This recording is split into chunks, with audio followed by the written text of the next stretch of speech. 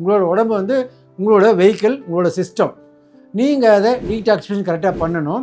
கழிவுகள் எத்தனை வகையில் வெளியேறுதுன்னா மோஷன், யூரினேஷன், வேர்வை, ப்ரீத்திங்கில். இப்போது இது 4மே 4 வழியாகவும் கழிவுகள் ரெகுலராக வெளியேறது ரொம்ப நல்லது.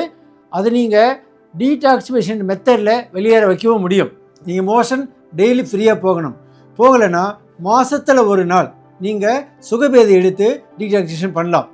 யூரினேஷன் வாட்டர் கரெக்டாக குடிச்சிங்கன்னா யூரினேஷன் கரெக்டாக இருக்கும். அதே போல் வேர்வை டெய்லி ஒரு 20 மினிட்ஸாவது வேகமாக நடந்தீங்கன்னா, உங்களுக்கு வயசாகிடுச்சு ஓட முடியலன்னா நடுங்க, நடக்க முடியலன்னா கொஞ்சம் லேசாக ஸ்டெப் எடுத்து பண்ணுங்கள், இல்லை கைகால் ஆட்டுங்க.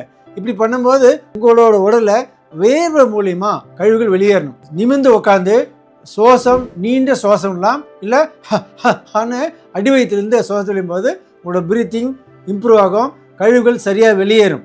அதே போல் நீங்கள் வேகமாக ஓடும்போது உங்கள் ஹார்ட் பீட்டை நீங்கள் கேட்க முடியும். அது மூலியமாகவும் ரத்த ஓட்டம் அதிகமாகி லங்ஸில் கழிவுகள் வெளியேறும். இப்போ இந்த 4 வகையிலையும் டீடாக்சிஃபிகேஷன் டெய்லி பேஸில் நீங்கள் பண்ணிங்கன்னா நீங்கள் முழு ஆரோக்கியமாக இருக்க முடியும். உங்களோட சிஸ்டம் ஆரோக்கியமாக இருக்கும்.